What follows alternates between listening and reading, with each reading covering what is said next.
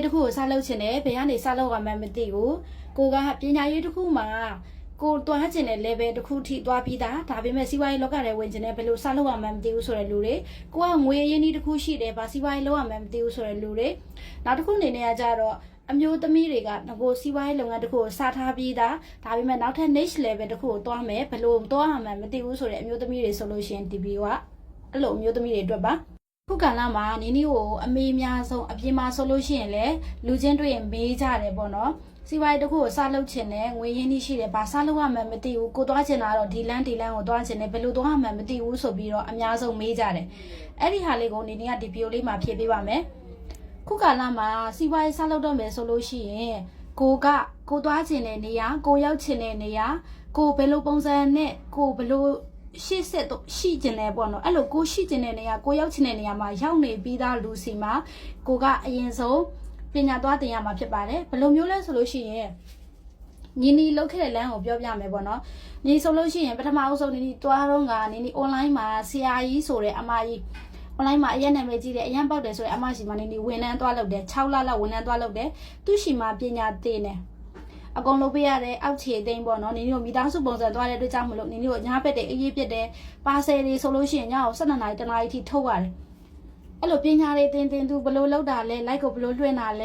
ဲလိုက်လွှင့်ဘယ်နှစ်ယောက်သုံးတာလဲအခြေခံလောက်တော့သင်ခဲ့ရတယ်ကွာဒါပေမဲ့စီးပွားရေးတစ်ခုကိုစလုပ်တော့မယ်ဆိုရင်ကိုခေါင်းထဲမှာတွေးထားမှာအရှုံးဆိုတာတေချာဘက်ကိုရှိတယ်နည်းနည်းရှုံးတာနဲ့များရှုံးတာပဲရှိတယ်တစ်ချက်ကိုကလက်ခံနိုင်ဖို့လိုတယ်စီးပွားရေးတစ်ခုကိုသူများရှိမှာပညာတွေဘလောက်ပဲသွားတင်ရင်ကိုယ်တိုင်လက်တွေ့လောက်တာနဲ့သူများရှိမှာသွားတင်တာနဲ့ကကွာသေးတယ်ဒါပေမဲ့သွားတင်ရတဲ့အကြောင်းရင်းကကြတော့ကိုယ်တိုင်ကြုံတွေ့ရင်နည်းနည်းလောက်တော့ဖြည့်ရှင်းတတ်တယ်သူဒါမျိုးပုံစံလုပ်တယ်ဘယ်ကနေစလုပ်အောင်လဲဆိုတဲ့အခြေခံလေးတော့တည်သွားမယ်ဒါပေမဲ့ကိုယ်တိုင်ကြုံတွေ့ရမယ့်ဒုက္ခတွေကိုယ်တိုင်ကြုံတွေ့ရမယ့်အခက်အခဲတွေကတော့မတူဘူးအဲ့လိုမတူတဲ့အတွက်ကြောင့်အဲ့ဒီຢာတွေကိုတောင့်ခံထားနိုင်တယ်ရအောင်လုပ်မယ်ဖြစ်အောင်လုပ်မယ်ဆိုတဲ့စိတ်ကူးထားလို့ရှိရင်စီးပွားရေးတစ်ခုကိုစလုပ်လို့ရပါပြီဘယ်ကနေစားလို့ရမှန်းမသိဘူးဘာစားလို့ရမှန်းမသိဘူးဘာတွေလိုအပ်မှန်းမသိဘူးဆိုတာကိုကိုယ်တိုင်လှုပ်ရင်းနဲ့ပဲတဆင်ချင်း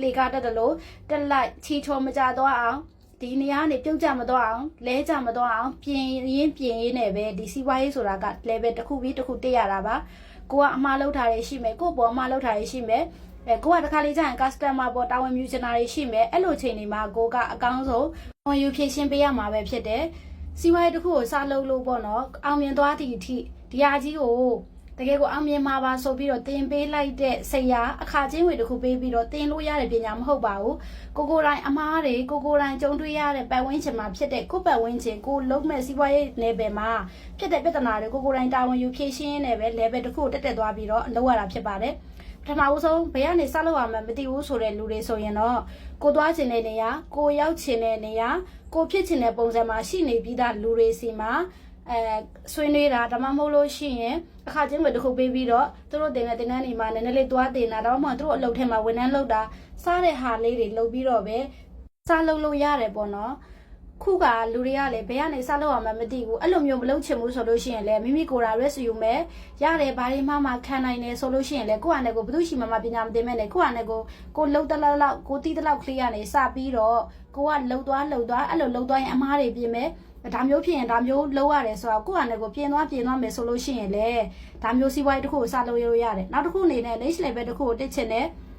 ဘယ်လိုလုပ်ရမလဲဆိုလို့ရှိရင်လည်းအဲ့လာတွေကကိုယ်တင်တန်းတက်တာတွေကိုယ့်ရဲ့ကိုဆိုင်မှာရှိတဲ့ဝန်ထမ်းတွေဒါမှမဟုတ်လို့ရှိရင်ကိုတိုင်းကစပြီး update လုပ်ရမယ်ဟိုတင်တန်းတွေတက်ရမယ်သူများအောင်မြင်နေတဲ့စီးပွားရေးဘာတွေလုပ်နေလဲဘယ်လိုကနေစလုပ်ရမလဲငွေကိုအဲ့ဒီအချိန်မှာပညာရေးနဲ့ပတ်သက်ပြီးမမျောပါနဲ့တင်တန်းတွေတက်ပါကိုလှုပ်ချင်တဲ့စီးပွားရေးကကိုဝင်ငွေတစ်ခုကဒီနေရာမှာရက်နေပြီဆိုရင်ကိုတစ်ခုခုလောက်ရတော့မယ်ဆိုတာသိရတော့မှာတင်တန်းတက်တာဖြစ်ဆိုင်အောင် update လုပ်တာဖြစ်တစ်ခုလောက်တာပေါ့နော်အဲ့လိုမျိုးတွေကနေတွားလို့ရပါတယ်အခုအမေအများဆုံးကတော့ဗာလဲဆိုလို့ရှိရင်ပညာရေးနယ်ပယ်ကလူတွေပညာရေးနယ်ပယ်ကကိုယ်နိုင်ငံခြားကိုသွားတယ်ကျောင်းနေနဲ့သွားကြတယ်အဲ့ဒီအချိန်မှာအစင်မပြေဘူးပြန်လာတယ်စီးပွားရေးလုပ်ချင်တယ်နောက်မှငွေကြေးလည်းထောက်ပံ့ပေးနိုင်တယ်ဘယ်ကနေစလုပ်ရမှန်းမသိဘူးလူငယ်ကလေးတွေဆိုလို့ရှိရင်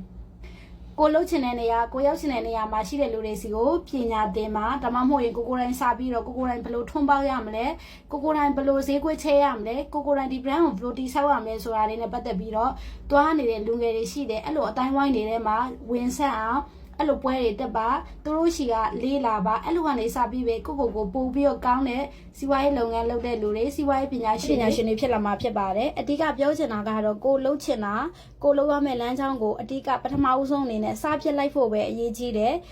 ဒါကြောင့်မလို့ကိုကဘာဘဲကနေစလုပ်ရမှန်းမသိဘူးဆိုရင်ဒီနီလန်းလေးတွေနဲ့စလုပ်လို့ရပါတယ်ရှင့်နေ့ရက် channel လေးကို like and subscribe share လုပ်ခဲ့လို့ရပါတယ်